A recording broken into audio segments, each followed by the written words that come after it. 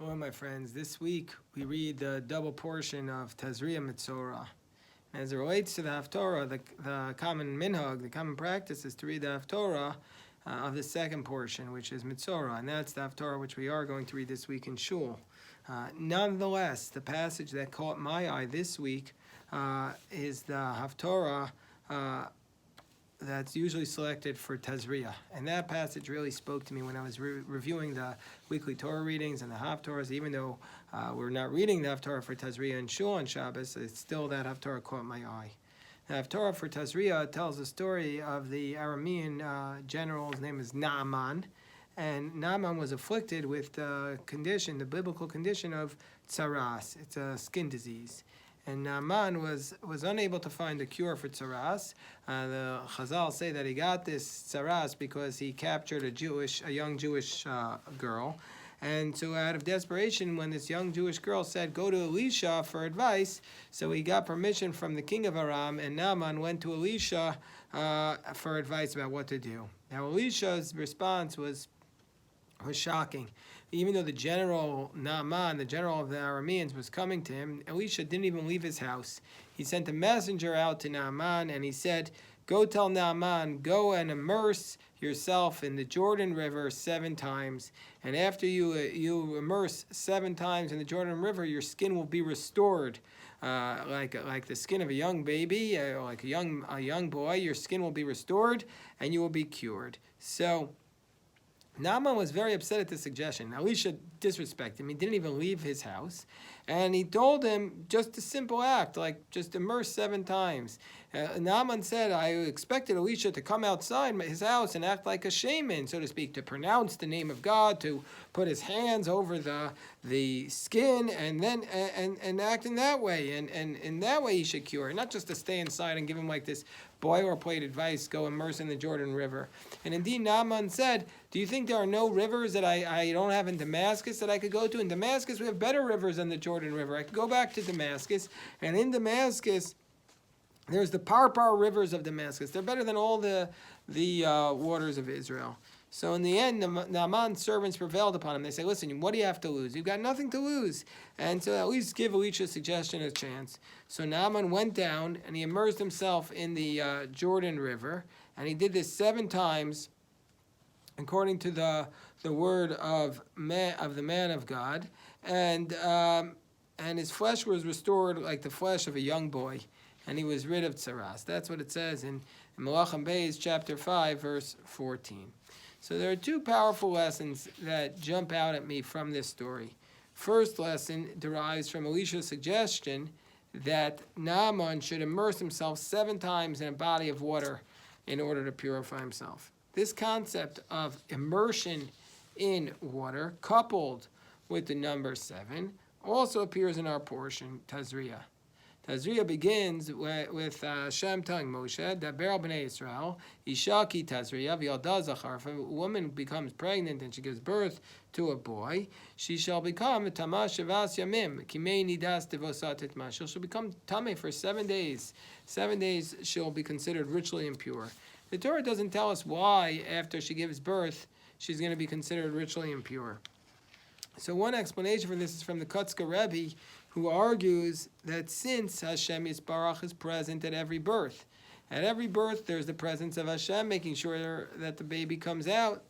So now that the incredible spiritual moment of childbirth has passed, Hashem's presence has departed.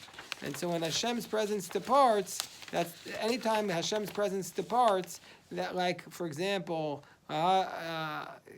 after a death, Rahman al-Atzlan, that after a death, the Neshama is no longer there, there's ritual impurity. So too here, after a birth, Hashem has departed, so therefore there's ritual impurity. So this absence of God causes Tumah. And the Torah tells us that the conclusion of the 7 days following the birth of a boy, or 14 days following the birth of a girl, the new mother is required to immerse in a mikvah. But she's still unable to enter the temple and to eat the sacred food until she brings a sacrifice at the end of 33 additional days for a boy or 66 additional days for a girl. As the Torah says, she b'chol kodesh lo siga, She cannot touch anything sacred. She cannot enter the temple until she completes her days of purification. So my holy ancestor, the great Noam Elimelech, explains that this ritual of a new mother immersing in a mikvah after 7 or 14 days for a boy or for a girl, and then only achieving a full purification after that, after such an extended period of time, has great relevance for us. Says the Noam Elimelech, a person must know that one can have no contact with holiness and cannot be in the temple, i.e., cannot be in any place where the Shekhinah rests, so long as one has not completed one's days of purification. What does that mean? One completes this purification, says the Holy Zayda, through many years of hard work in order to achieve purification from sins and corruption. Prior to purification, it is not possible to achieve holiness. Only through many years of hard work can one achieve this level of purification and achieve holiness. This concept of hard work in order to achieve holiness can also be seen on the first page of the tractate. And we started studying this week as part of our Daf Yomi. We started studying, the tractate begins with the teaching that 7 days prior to Yom Kippur, we separate the Kohen Gadol from his household and place him in a chamber, a special chamber in the courtyard of the Beis HaMikdash.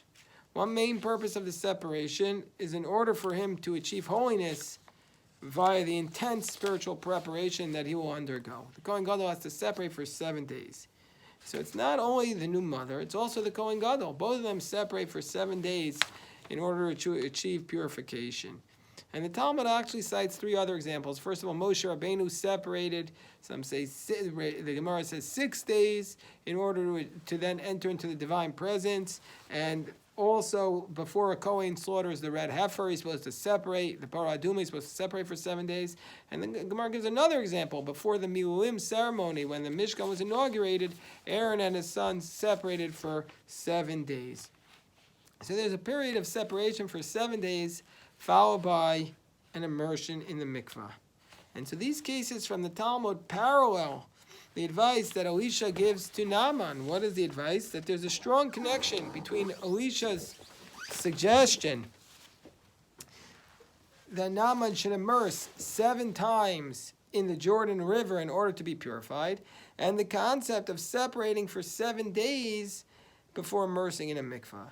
The immersion of 7 times in the Jordan River symbolizes that a person needs to immerse oneself 7-fold with an intense dedication and long-term commitment in order to achieve a higher level of spirituality. This is what the Noam Elimelech means when he says that one completes purification after many years of hard work.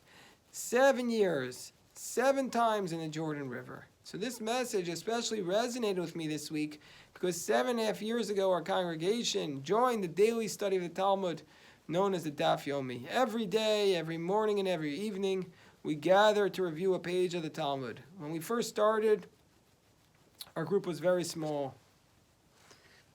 Sometimes it was 1 person, sometimes 2, sometimes 3, but almost never more than that. Nevertheless, we stuck with the program. The commitment from our shul grew. And this past week, when we started Maseches Yoma, more than 40 people from our shul joined the Daf Yomi. The spiritual benefits for the people who picked up the Daf Yomi along the way have been like the benefits of Naaman. They've been like immersing daily 7 times in the Jordan River. As we started the new tractate, one regular member of our Daf Yomi group texted me the following. He said, "The Daf is a lifesaver for me. It has given me a daily dose of Kedusha and connection to our Metzora in a way that enhances regular ritual. And I think it can only lead to more and better quality self-development. Even if I don't always follow it all, I always try my best and just carry on." And speaking personally, the Daf is a lifesaver for me too. A Daf can mean a board. The daily page of the Talmud is like a board in the mighty sea of life that we cling to in order to carry us. I love each page of the Talmud, and I always find something meaningful and uplifting in every page. Most of all, I love beginning and ending my day by studying Talmud with a committed group of Torah scholars, thereby indicating to each other that we share a common commitment to prioritizing Torah in our life. So in addition to the idea that we should immerse ourselves in a long-term spiritual commitment in order to achieve great spiritual gains, there's another message that jumps out from the story of Elisha and Naaman. When Naaman approached Elisha, he was told to immerse in a river that was right in front of them, the Jordan River. Naaman replied that he'd be better off traveling to Damascus in order to immerse. But he was wrong. He didn't need to travel to Damascus, as the healing river was right in front of Elisha. This brings to mind a verse from Parshas Metzora. The verse states, "When you come to the land of Canaan, that I will give you as an inheritance, I will place a tzaras affliction on a house in the land of your inheritance." Rashi explains that this nega, this tzaras nega on your house, is actually a blessing. The Talmud tells us in Horios, this was a promise of blessing to them. These plagues are actually going to bring a blessing, because what happened was, when the Jewish people were invading the land of Canaan under Joshua, the Amorites were afraid, the Canaanites were afraid, so they hid their gold in the walls of their house. And then hundreds of years later, when the affliction on the house would develop and the people would take down the walls of the house, they would discover that there was gold in these houses. And meaning to say, it was only later when they discovered an affliction, a quote-unquote affliction of tzaras on the walls of their houses, did they discover that they had gold in their houses the entire time. The message for us, my dear friends, is that we all have gold in our homes. We have gold in our homes. The gold is our tradition going back to Moshe at Sinai. This tradition is the most valuable thing we possess. It is ours. The more we prioritize it in our life through consistent Torah study, the more we will fully realize that it is the oxygen we need in order to live. Many people, as they grow older, will sometimes feel a sense of burnout or loss of purpose, God forbid. Many people are looking for direction. The answer is right in front of our eyes. Within our community, within our tradition, we have the blueprint to reaching a higher level of spirituality. One of the most beautiful things about Torah study is that it speaks to all ages. There is no age too young for Torah study, and no one too old. We started a community call recently, and the call ranges from people in their teens to people in their 80s. My friends, we can do this. We can commit to long-term Torah study. We can make such a commitment to live our life in that manner. The story is told about the Rebbe Rabbunim. The Rebbe Rabbunim used to tell us Hasidim the following story. That there was a Jew, a holy Jew by the name of Rabbi Isaac ben Yaakov of Krakow. So Rabbi Isaac was very, very poor. He never knew where his next meal was going to come from. He and his wife always made do with the little that they had, and yet their faith in Hashem never wavered. One time, Rabbi Isaac of Yaakov, he had a dream. There was a treasure buried under a small bridge in Prague. Rabbi Isaac took the dream to be a sign from Hashem, and he took all his meager savings, everything he had, put it into a ticket to travel to Prague. He gets to Prague. He didn't want to start digging during the daytime because too many people were there. He's going to have to share his gold with all those people who were around. So he waited till nightfall, and he started to dig. He started to dig at night, 1 hour, 2 hours, 3 hours. Doesn't find any gold. So finally he realized there's no gold under the bridge. And he sits down on the bench and he starts to cry. He says, "Oh, ay, ay, ay." He said, "I wasted everything. All my time, all my money. For what? For nothing." So Rabbi Isaac of Yaakov is crying. All of a sudden a policeman comes by and he says, "Why are you crying? What's going on?" So Rabbi Isaac tells him the story, and the policeman starts to laugh at him. He says, "I also had a dream where I found gold under some guy named Rabbi Isaac of Yaakov's house, and the gold was under his stove. Do you see me running off, buying a ticket, and going down wild goose chases to chase down Rabbi Isaac of Yaakov?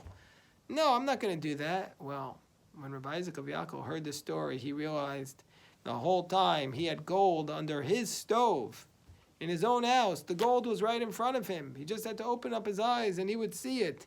And so therefore Rabbi Isaac ran home. He ran home and he saw the gold in his own home.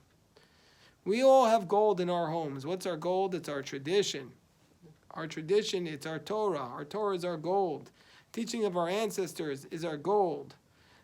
If we study it together, we will find our gold and we can access into, after many years of hard work, we can access into the level of purification and holiness that we strive for.